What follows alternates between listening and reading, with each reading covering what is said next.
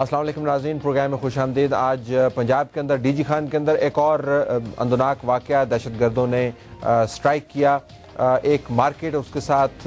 لطیف کھوسہ صاحب کا گھر، جس کے اوپر اٹیک ہوا۔ کھوسہ صاحب کا کہنا ہے کہ اٹیک کا مقصد ایک پیغام پہنچانا تھا اور شاید گھر کو انہوں نے ٹارگٹ بنایا، لیکن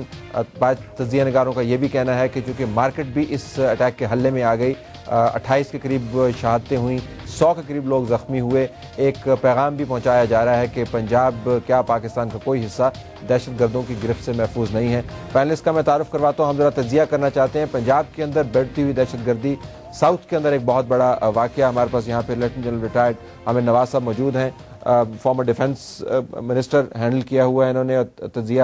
ان کا ہم لیں گے کیونکہ اس علاقے میں پوسٹڈ بھی رہے ہیں۔ Thank you very much for being with us. Tanveer Ashraf Kaira صاحب جو provincial minister finance and planning Pakistan Peoples Party, ہمیں لائیو لاہور سے جوائن کر رہے ہیں، ہم ان کے مشکور ہیں۔ قائرہ صاحب بہت شکریہ۔ اور ساتھ رانا ثناء اللہ صاحب جو پروونشل لا منسٹر ہیں، Punjab P M L N کی نمائندگی کرتے ہیں، آپ کا بہت شکریہ۔ So we have the two parties represented here. Let me start with you Kaira صاحب،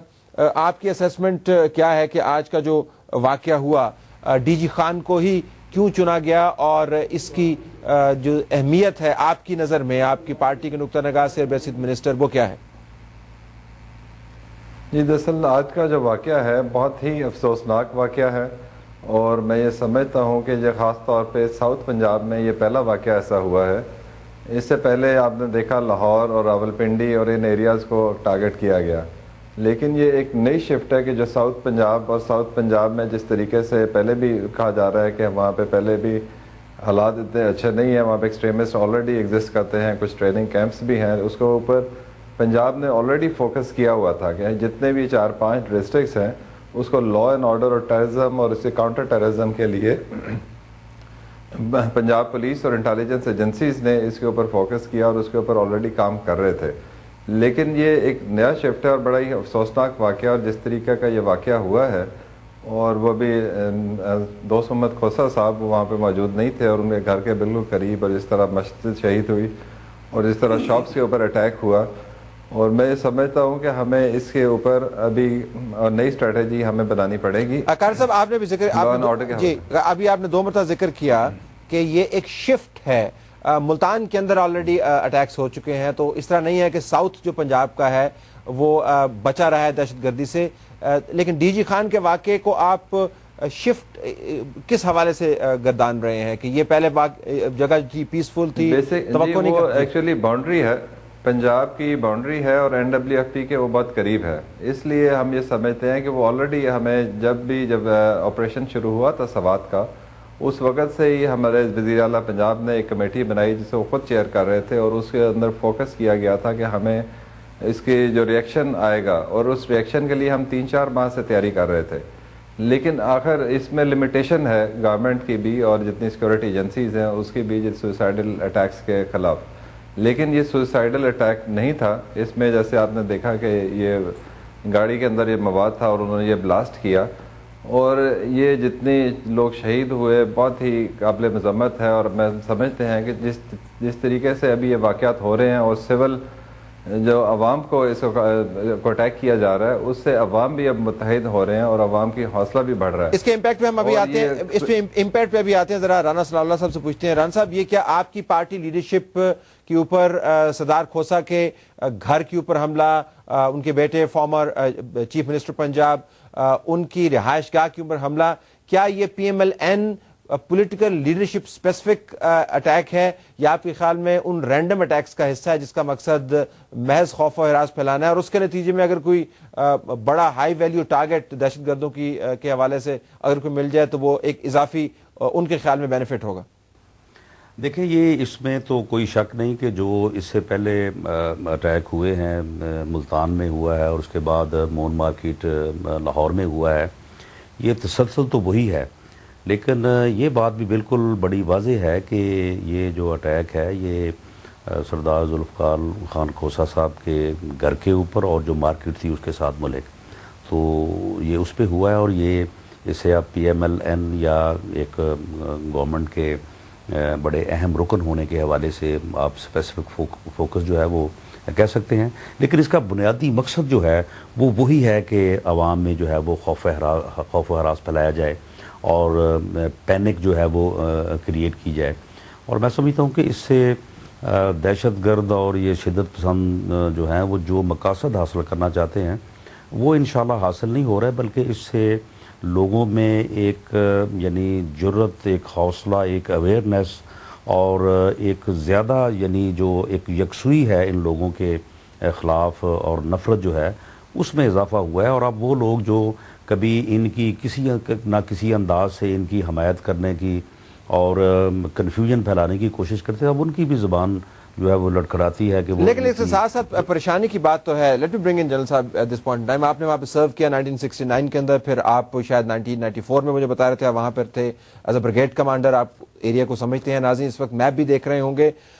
لوکیشن میٹر کرتی ہے اس اٹیک کی آپ کے خیال میں؟ یہ زیادہ ہم فائن تجزیے کے اندر جا رہے ہیں کہ لوکیشن سلیکٹ کی ہوگی اور دیکھ بھال کے کیا ہوگا. ایک ٹارگٹ آف اپرچونٹی بھی ہو سکتا ہے. سامنے ان کے گھر تھا، مارکیٹ تھی، ایکسپلوسیو لیڈن ویکم لائے اور وہاں پہ ایکسپلوڈ کر دیا.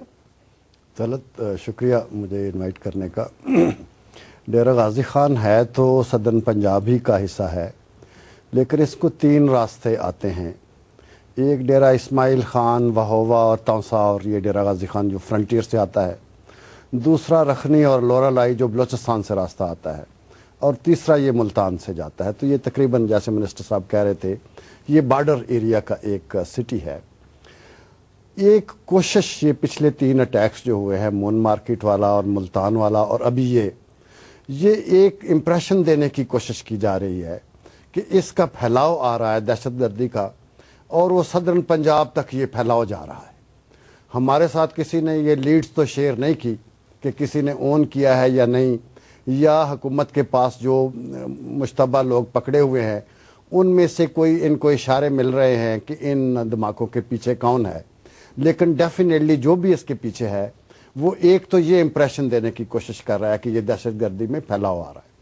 دوسرا اس میں یہ ہے کہ مسلم لیگ نون جو ہے یقیناً دہشت گردی کے خلاف وہ حکومت کے ساتھ ہے، اور دہشت گردی کے جنگ میں بھی وہ سمجھتے ہیں کہ یہ پاکستان کے خلاف ایک جنگ ہے. لیکن ان کو irretrievably جس کو کہتے ہیں کمٹ ہونا، کہ اس طریقے سے ان کو ملوث کر دیا جائے کہ وہ بھی جو حکومت کے ساتھ پارٹیاں ہیں اتنے ہی زور شور کے ساتھ بیک ٹریک کسی سٹیج پہ بھی پھر یہ صلح کی بات ان دہشت گردوں سے نہ کر سکے، بعد میں بھی اگر ان کا ارادہ بھی ہو کہ ان کے ساتھ کسی طریقے سے فیوچر میں کوئی بات چیت ہو، تو اس طریقے سے لیڈرشپ کو تھریٹن کیا جائے یا اس طریقے سے ان کو بھی اس دہشت گردی کے معاملات میں پھنسا دیا جائے، تاکہ یہ ابھی پورے پاکستان کی آپ دیکھیں یہ دہشت گردی جو ہے کے خلاف جو جنگ ہے اس جمہوری دور سے پہلے تو تقریباً 15-20% لوگ شاید سمجھتے تھے کہ یہ پاکستان کی جنگ ہے. تو آہستہ آہستہ ہوتے ہوتے آج یہ حالت ہے کہ سوائے جماعت اسلامی کے یا پہنچا جا سکتا ہے ماس بھائی اس کے کہ یہ ہتھیار ڈالیں اور اس کے بعد اپنے آپ کو جو ہے وہ ملک کے آئین اور قانون کے حوالے کریں. ذرا تنویر اشرف قائرہ صاحب سے بھی اس کے اوپر اگر جنرل صاحب کے تجزیے کے اوپر آپ رائے کا اظہار کرنا چاہیں، ورنہ میرے پاس ایک سوال ہے. جنرل صاحب کا خیال ہے کہ آپ کی جو کولیشن پارٹنر ہے اگر وہ تذبذب کا شکار تھی تو آج کے واقعے کے بعد وہ تذبذب جو ہے وہ غائب ہو گیا ہوگا، اور اب جو ہے آپ کو سنگولر فوکس کے ساتھ اس ایشو کے اوپر رہنا پڑے گا؟ جی، اس پہ جو جیسے رانا صاحب نے کہا، اس میں تذبذب کا شکار بالکل گورنمنٹ نہیں ہے، کیونکہ جو وہ کمیٹی بنی ہے میں بھی اس کا حصہ ہوں، اور جہاں پہ کاؤنٹر ٹیررزم یا جہاں پہ ٹیررزم ایکسٹریمسٹ کے خلاف جو جنگ ہے وہ بھرپور طریقے سے پنجاب نے لڑی. لیکن جنرل صاحب نے ایک دوسری بات کی کہ باقی تمام پولیٹیکل پارٹیز جو ہیں وہ ساتھ ہیں، لیکن سوائے ایم ایم ایک انہوں نے جماعت اسلامی کی بات کی اور تحریک انصاف کی. میں یہ سمجھتا ہوں آج نہیں تو کل ہمیں پوری قوم کو یکجا ہونا پڑے گا، یکجہتی کرنی پڑے گی، ہمیں اکٹھا ہونا پڑے گا. اور آپ دیکھیں گے کہ ان کو بھی احساس ہوگا کہ یہ جنگ جو ہے وہ ان کی اس میں وہ اس سے الگ نہیں رہ سکتے.